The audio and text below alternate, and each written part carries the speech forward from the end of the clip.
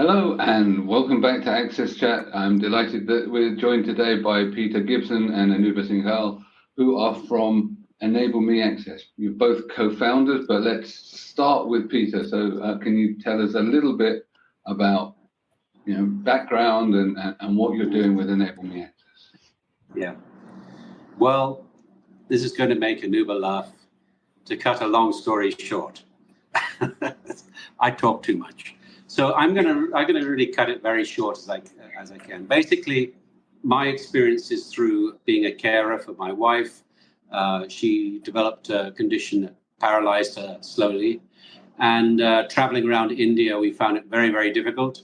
And even in international group hotels, I was finding that we were not getting ramps, we were not getting beds at the right height, we were not getting bathrooms with doors wide enough to get into there with a wheelchair, etc., etc. And whenever you call people and you say, do you have an accessible bathroom? Do you have is the restaurant accessible? That was, inevitably a 5-star hotel or whatever, the answer was yes. But when you got there, it was no. So then I looked into, I was trying to understand how this could be. And I found out that all these hotels and so on, they follow the Indian standards, supposedly. And when I looked into the standards, I realized that they were not following the Indian standards, which are very close to ISO. And over the years, I realized that nobody was reading the standards. And when I looked at it, I could understand why. It was quite badly written and very badly illustrated. And it's a 1,600-page document. And then the government came out with guidelines which were badly transcribed from the National Building Code into a fairly badly put together document, which also nobody knew about through lack of communication or many, many reasons. So I thought the best thing that I could do if I wanted to make some kind of change was to produce little data sheets, cheat sheets, you could say, on each subject. So that was stairs, lifts, ramps, toilets, and a single page, all the code, each clause from the code that mentioned that, and then given an illustration. Where there wasn't an illustration in the National Building Code, I've created. So I've been using those for years. And they're quite well known in India. We get a lot of praise for them because it just simplifies, it makes it easier. But then the situation in India is that there's a lot of people talking to each other, a lot of NGOs and government and so on, talking to each other about accessibility and so on, and preaching to the converted and so on. And I realized that this is not going to work. It's going to take another 100 years for this to filter down. And right. Wherever I went, where I saw actual proper,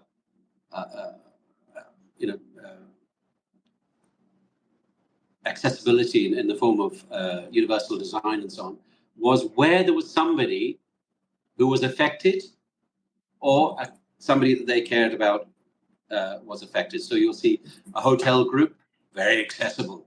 Why? The owner of the hotel group, his son is disabled. He's using a wheelchair.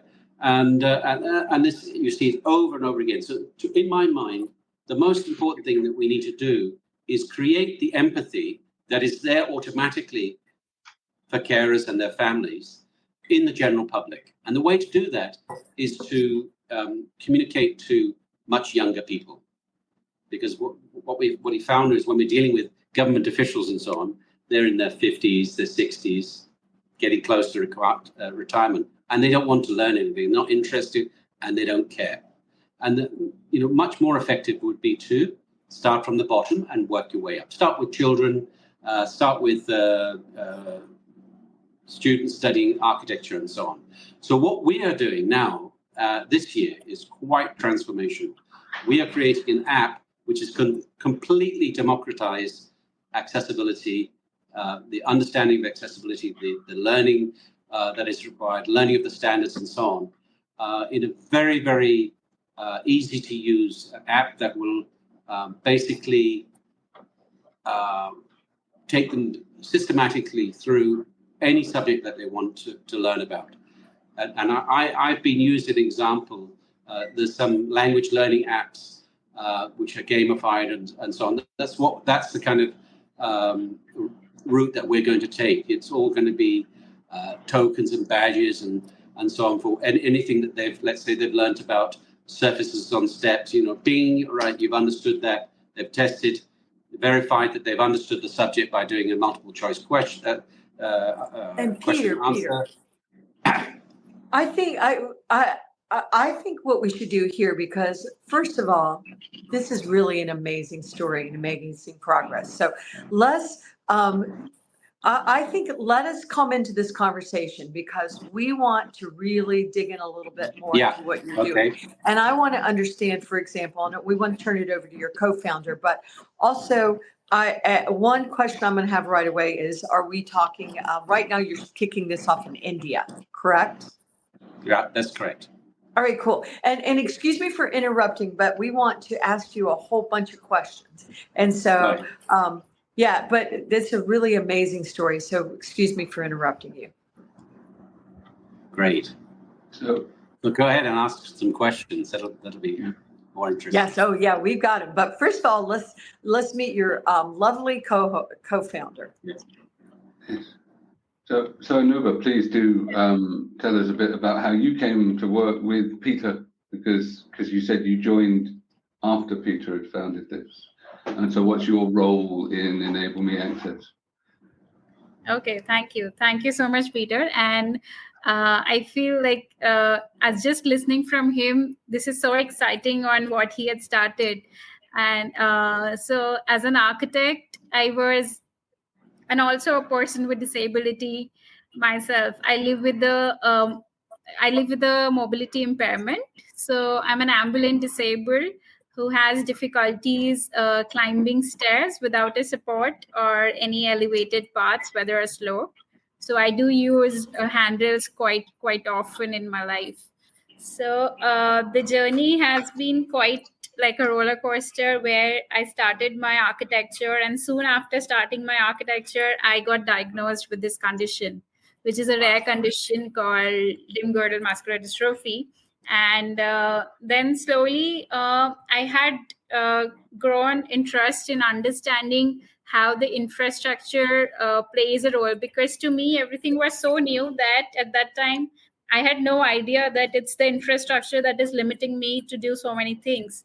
But slowly, when I was designing, I could realize, and when I got into understanding a little bit about universal design, I could see that there is so much more that can be done to give access to so many people out who are locked in their homes.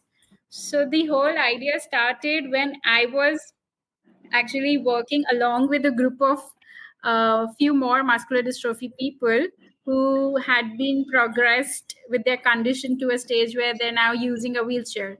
So we all went together, were organizing a lot of events. I could really relate when I was actually trying to fix a restaurant which has an accessible toilet, or trying to find an event venue which is accessible to organize a population of around 20 to 30 people who are wheelchair users. So that was my first lived experience of going through the troubles with infrastructure. And slowly when I came, cutting the story short, so slowly when I came into the field, I was trying to find people who can guide me through this journey. There were architect professors. I was doing my thesis on the subject, but hardly anybody knew about the subject. And nobody even taught us anything on accessibility or universal design. So I used to hear from my professors that why do people with disabilities need to come out? After completing my master's and everything, when I was getting into the industry, so around 2-3 years later, I found Peter and during a training program, and I was really excited to see the work that EnableMeAccess is doing. And my journey went from being an employee to a director, and how we finally started afresh again. And it has been really, really interesting for me. And I feel like it as a perfect platform where we align with this vision of firstly educating people on the subject and spreading the right knowledge about the standards to as many important stakeholders. And we do this, as Peter said, as a bottom-up approach. Yeah, crowdsourcing and crowd learning is so much more effective in India. Unfortunately, a lot of the stakeholders become actually gatekeepers, and this is not the right way to go about things. Yep, that's very impressive. We've discussed gatekeeping numerous times over the years during the blog. So I think that this is not a unique challenge to India by any means, but it's certainly something that happens quite a lot in the sector and doesn't help overall inclusion for sure. So you talked a little bit about the work that you're doing in terms of the app and gamification and so on, but are you also doing other things as well? Because you've been established a while, you're working on the app. Your website says you offer services and everything else. So how are you funding this work? You say you're crowdsourcing and everything else, but how are you sustaining this? Because it's important work and you still need to live. So we are a Section 8 company, and if we talk about Section 8 means not-for-profit. Okay. Section 8 not-for-profit organization. Yeah, it is as per the Indian Companies Act. So it's an organization where we do use fundraising as a tool for sustaining, as well as we provide services. So we can take consultations for various services that we provide, which is around accessibility, consultancy, and trainings. So I know it has been like quite a difficult journey, especially for the fundraising part. And now we've come to a phase where we are slowly gaining a momentum, and this app is giving us a lot of hope with doing fundraising and showcasing our work in a better structured way. So also collaborating with government has given us quite an edge when it comes to people trusting us to contribute for the work that we are doing and support us and join us. So, but still, I feel fundraising is not an easy job, but yes, it's going on well slowly. Okay, great. Yes, and it's not easy, and thank you for explaining what Section 8 is, because I didn't know that.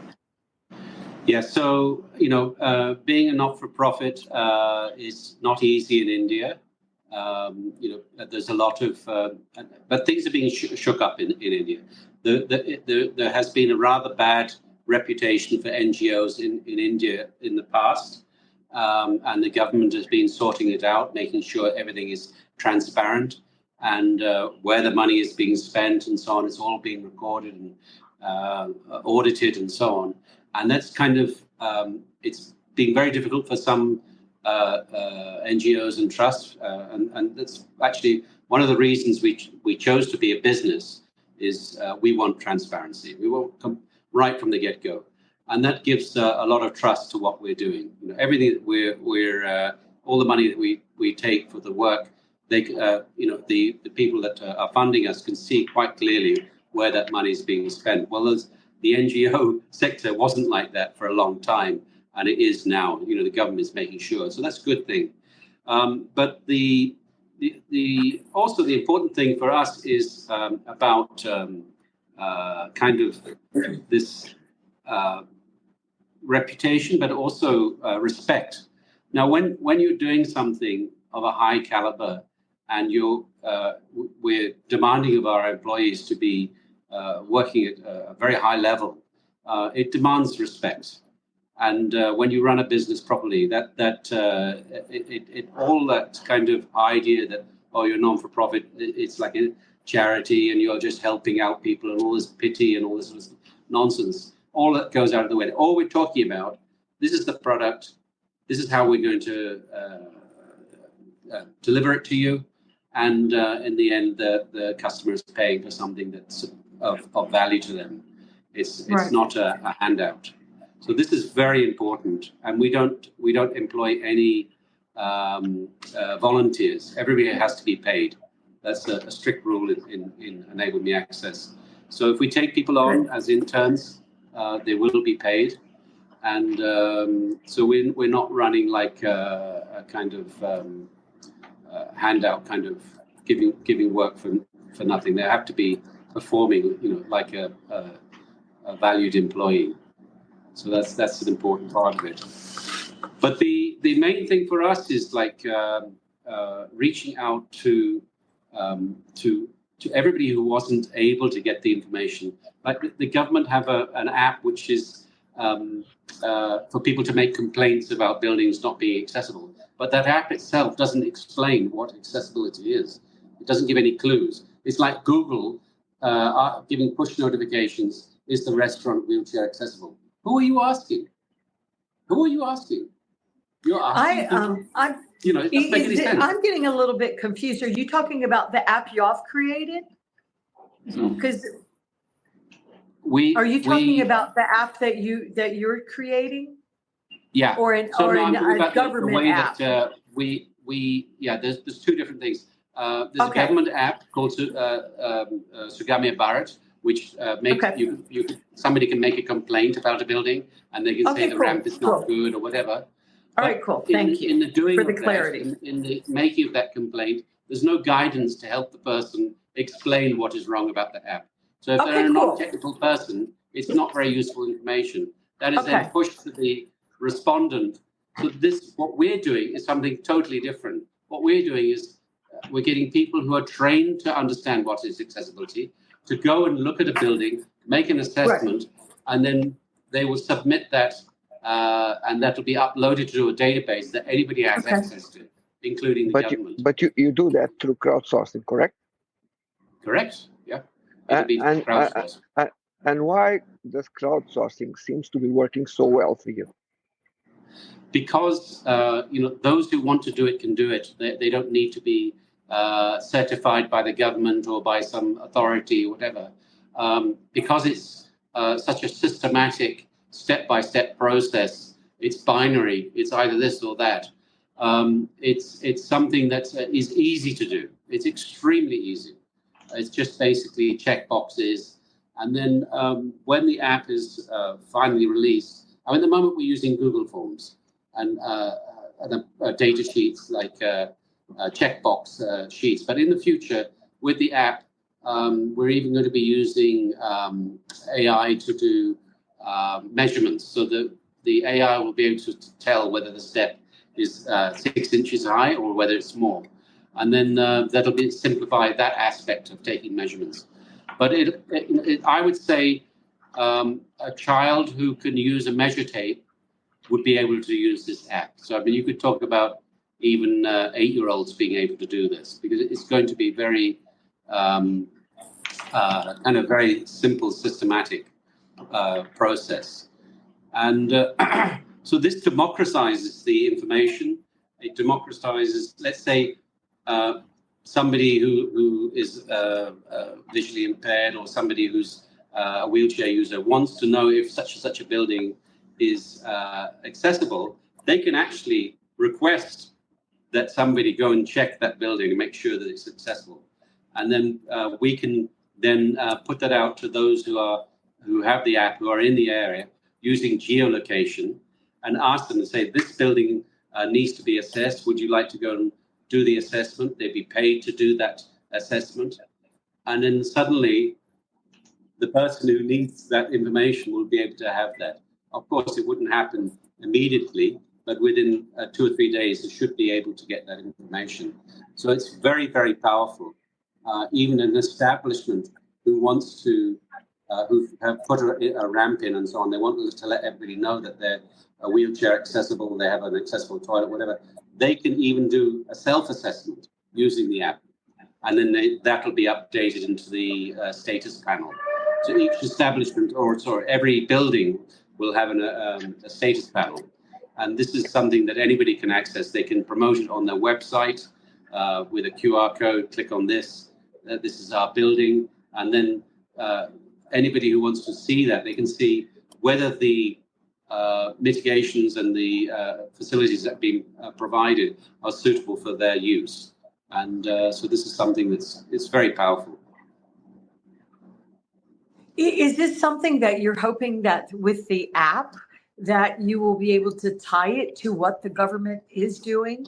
With, I'm always very conscious of India having over 1,500,000,000 people. And so I think a lot of us feel that India really is our future. So I would be curious from you, Anubha, if, how do you think that your fellow Indians, are going to accept this? Are you finding that, is the culture ready to really include everyone? Okay. So it's a slow process, but definitely there has already been a push which has given through the government and as well as organizations like all of us here.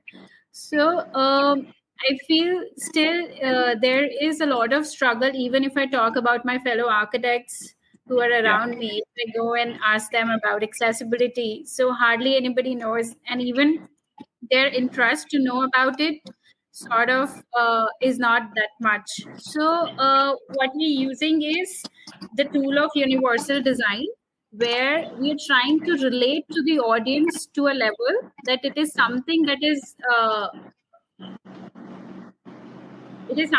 has to be beneficial, that has to be used by everybody at some stage in their life. So if we just talk about a household or anybody, like they definitely have their grandparents out there. They have somebody, maybe a child in the house or somebody who has met with an accident. So we are trying to relate with an audience so that they feel it as a necessity for themselves first and understand it as a concept which universally goes to designing spaces which are more human-centric.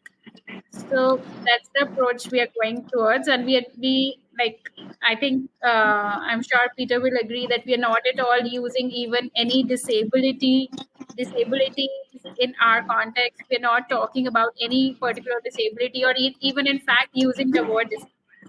Yeah, the government has, registered 21 disabilities, which is, 21 diseases and conditions. Doesn't mean anything. Somebody with MS, that's on the list of 21. They might be quite capable of walking and doing so many things. Another person with MS can't get out of the bed. So, just this whole kind of putting people in boxes and so on, it's just pointless. So we don't talk about disability. We don't talk about that type of discussion. What we talk about is universal design. By the way, it's useful for somebody with a wheelchair. By the way, it's useful for somebody with a walking stick. Don't use raised traction strips on a ramp because it's a trip hazard for people who are ambulant disabled. Maybe they're using a walker or something. So we talk about try to make this. We're really aiming at this at younger people, particularly architecture students, or maybe even high school students and so on. Those who are going to be going into the world and making decisions in the next 5 to 10 years, because really they're the people that are going to push for change. And what we found over and over again is that younger, and particularly lady architects, it seems like, are very, very tuned into this, very empathetic and very intelligent and pragmatic about it. But we're not, the sector that's least flexible are the elderly, let's say,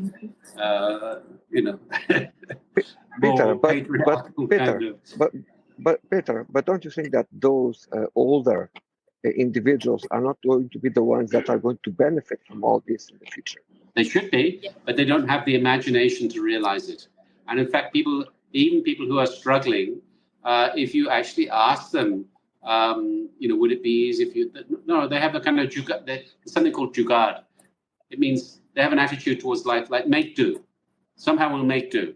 Chelige or jugaad. Jugaad means to make do with what you've got somehow. So that is it's a very strong cultural